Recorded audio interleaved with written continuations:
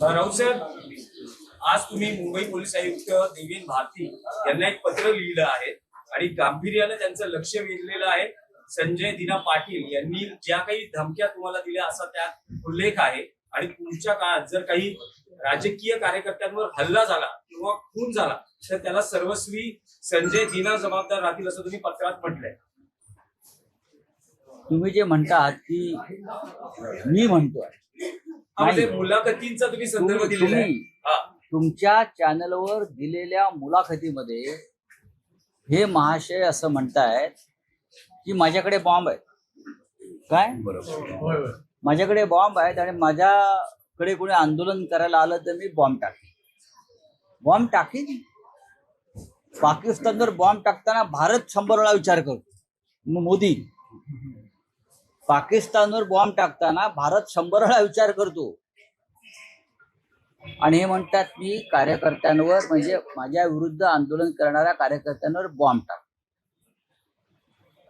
हे असं म्हणतात की जर आंदोलन कोणी केलं याने गद्दारी केली आहे सगळ्यात. आता लोकशाहीमध्ये आंदोलन करण्याचा अधिकार प्रत्येक नागरिकाला आहे. तुम्ही बेईमानी केली, तुम्ही मशाल चिन्हावर निवडून आलात आणि तुम्ही दुसऱ्या गटारामध्ये उडी मारली.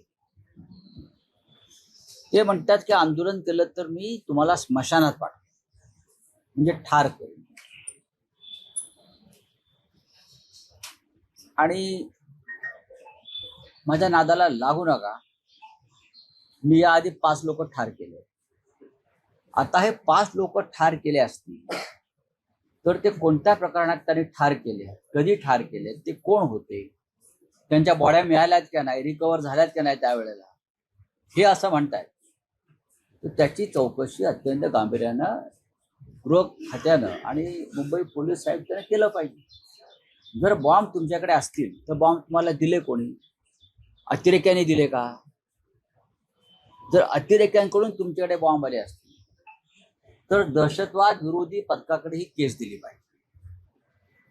कारण बॉम्ब अतिरेकी बनवतात ना. मुंबईवरती बॉम्ब हल्ला कोणी केला? दाऊद इब्राहिमने केला किंवा पाकिस्तान मधल्या अतिरेक्याने केला, कसाबने केला. हे अतिरेकी आहेत, त्यांच्याकडे बॉम्ब होते आणि हा माणूस म्हणतो माझ्याकडे बॉम्ब आहे. एकनाथ शिंदे यांचा बॉम्बचा कारखाना आहे का? त्यांचा ड्रग्सचा कारखाना असल्याची मध्यंतरी बोंब होती. ते ड्रग्सचा कारखाना साताऱ्यामध्ये पकडला आणि तोच पैसा राजकारणामध्ये होतो. बॉम्बचा कारखाना त्यांनी बनवून हे जे गद्दार खासदार आहेत त्यांना बॉम्ब दिलं का घरात ठेवायला? कार्यकर्ते आले का वरून बॉम्ब टाका. याची चौकशी व्हावी आणि कोर्टामध्ये आता आमचं एक पिटिशन जाईल. आमच्या एकाही कार्यकर्त्याला हात लागला, कोणावरती खुनी हल्ला झाला ते त्याची जबाबदारी या बॉम्बची धमकी देणाऱ्यावरती आहे, लक्षात घ्या. आणि मी परत सांगतो, दादागिरी कोणी करायची नाही. आपण गद्दारी केली, आपण 50 कोटी गिळले आहेत ना.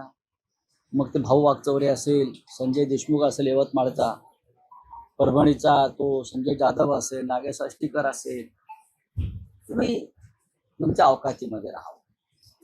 उगाच पोलिसांच्या मदतीनं किंवा अमित शहांच्या कवच कुंडलांवर शिवसैनिकांना डिवचू नका. तुम्ही म्हणतात ना शिवसेनेकडे आता काय आहे, राहिलंय काय राडा करायला. मग घाबरून पोलीस बंदोबस्तात 100 पोलीस घेऊन फिरतोय तो भाऊसाहेब वागचौरे. परवा शिर्डीला आमच्या 2000 कार्यकर्त्यांना अटक करून ठेवलं का? तर भाऊसाहेब वागचौरे शिर्डीत येणार आहे मतदारसंघात. 2500च्या आसपास कार्यकर्ते 8 पोलीस स्टेशनला अटक करून ठेवली त्यांनी आणि सगळे रस्ते बंद करून ठेवले. हे काय इस्रायलचे प्राईम मिनिस्टर आहेत का? सगळे रस्ते बंद करून ठेवायला का प्रेसिडेंट ट्रम्पचा पोरगा आहे हा? काय कमिशनरने माझी विनंती आहे, हा अत्यंत गंभीर विषय आहे. हे बॉम्ब आहेत का? ते म्हणतात बॉम्ब आहे. त्यांनी कबुली दिली आहे गुन्ह्याची.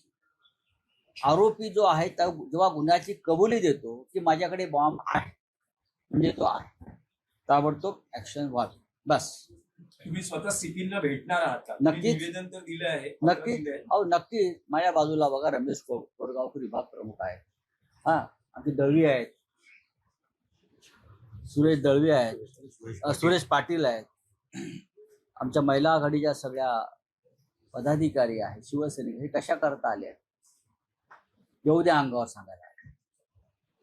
टाका बॉम्ब, बॉम्ब टाका म्हणजे बॉम्ब आहे कळेल.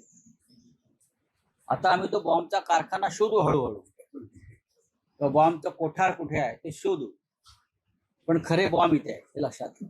चला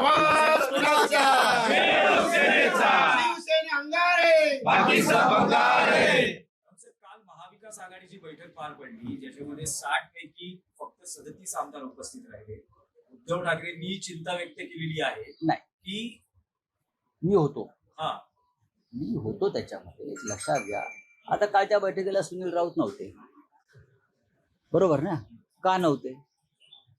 त्यांच्या भागामध्ये एक भिंत कोसळली, पावसामुळे एक मोठी भिंत कोसळल्यामुळे काही लोक तिथे जखमी झाले, अडकले. त्यांनी मतदारसंघातच राहिला पाहिजे. रोहित पवार नव्हते, रोहित पवार एका आंदोलनामध्ये अडकले.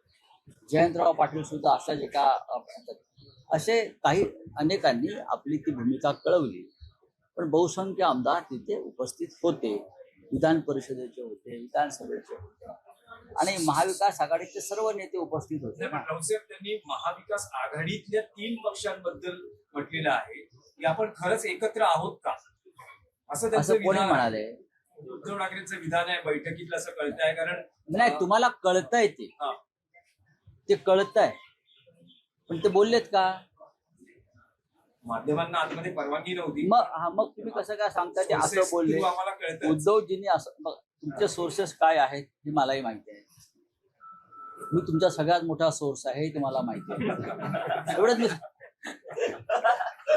पण तसं नाही बोलले. उद्धवजींनी असं सांगितलं की आपण जे 3 महाविकास आघाडीचे प्रमुख घटक आहोत त्यांनी सातत्यानं भेटत राहिलं पाहिजे, बोलत राहिलं पाहिजे, संघर्षाची तयारी ठेवली पाहिजे. हर्षवर्धन पाटलांनी एक महत्वाचा मुद्दा मांडला, तो म्हणजे राम मंदिराच्या भ्रष्टाचार. राम मंदिर, अयोध्येतल्या राम मंदिरावरती ह्या लोकांनी मतं मागितली, हे लोक निवडून आले, आणि तेच मंदिर भारतीय जनता पक्षाचे लोक लुटतायत. दानपेट्या पळवल्या जात आहेत, देणग्यांचा अपहार होतोय राम मंदिरात, अयोध्येत. याच्यावरती आपल्याला लोकांमध्ये जाऊन जागरूकता आणली पाहिजे. अशा प्रकारच्या विषयांवर चर्चा झाली, बाकी काय. आणि विधिमंडळामध्ये एकोपा दिसायला पाहिजे तिन्ही पक्षाचा.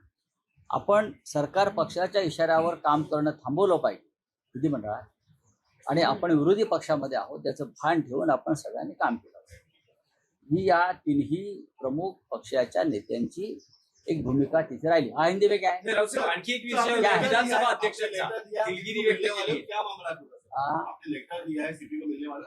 नहीं, commissioner of police Mumbai mister Devendra Bharti ji को मैंने एक लेटर लिखा है. यहाँ के जो एमपी है मुंबई के, जो गद्दार हो गए हैं, वो कहते कि मेरे पास बम है और अगर मेरे खिलाफ कोई आंदोलन करेगा तो मैं उनके ऊपर बम डाल दूंगा. ये बहुत गंभीर बात है. इस देश की हमारी फौज भी पाकिस्तान में अगर बम डालना है तो मोदी जी को पूछते हैं पहले, बम डालना है नहीं डालना. मोदी जी ट्रम्प को पूछते हैं क्या करना है, डालना है नहीं डालना है. और ये तो सीधा बोलता है कि हम बम डालेंगे, हम तुमको मार देंगे, आपकी हत्या करेंगे, हमारे पास इतने हथियार है, मैंने इतने लोगों को पहले मारा है, तो उनकी जांच होनी चाहिए. अगर आपके पास बम है तो बम आए कहाँ से? क्या एकनाथ शिंदे जो है उसने बम की फैक्ट्री बनाई है? और सब जो गद्दार है इनके खिलाफ जनता में एक रोष है, उनको सबको अपने सिक्योरिटी के लिए बम दिए हैं, हैंड ग्रेनेड दिए हैं क्या? तो ये सबकी इंक्वायरी होनी चाहिए. अब मैंने लेटर लिखा है, मैं कोर्ट में जाऊंगा. सब हमारे शिवसैनिक अब आए हैं, वापस जाएंगे उधर आंदोलन करने के लिए. डालो बम, बम डालो ना, हम डरते हैं क्या? चलो. रावसाहेब, विधानसभा अध्यक्षांचा विषय आहे. पढ़ाई है, नौवीं में ऐड की गई है. इमरजेंसी की जो पढ़ाई है नौवीं में ऐड की है, लोग को बच्चों को सारी जानकारी देने के लिए. इमरजेंसी के बारे में पढ़ाई सिलेबस में डाला है क्या? 9th में. हाँ, तो क्या हो गया? समझना चाहिए, जो इस प्रकार से बर्ताव करता है उनकी सत्ता चली जाती है. 12 साल से इस देश में इमरजेंसी है। 12 साल हो गए इस देश में इमरजेंसी। इंदिरा गांधी ने किसी की पार्टी को नहीं तोड़ा। इंदिरा गांधी ने संविधान को खत्म नहीं किया। इंदिरा गांधी ने जब ये संघ के लोग थे जेल में, अटल जी, अडवाणी जी, जगन्नाथराव जोशी जी, बाला साहेब देवरस जी, तो जहां जहां जेल में थे वहां उनकी 5 स्टार व्यवस्था की थी इंदिरा गांधी ने। और स्पेशल 5 स्टार होटल के शेफ और कुक इंदिरा जी ने अंदर रखे थे, मुझे मालूम है और उनको भी मालूम है।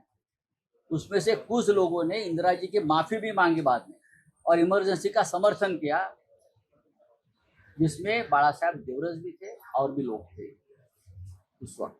लेकिन वो जमाना अब 50 साल हो गए।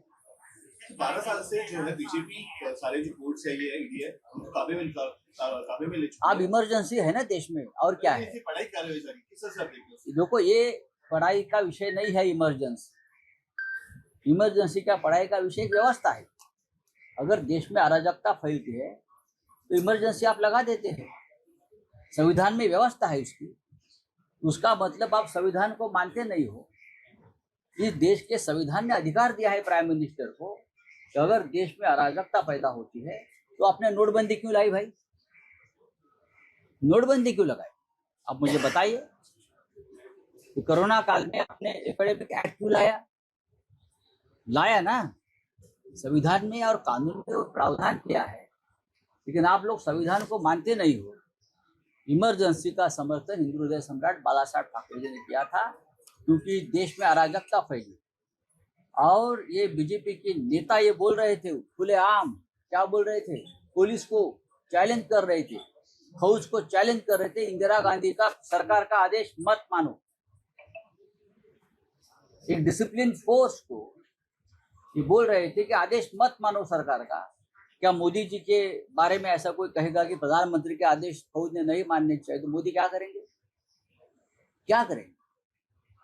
चरण सिंह की यह भाषा थी, जयप्रकाश नारायण की भाषा थी। फौज को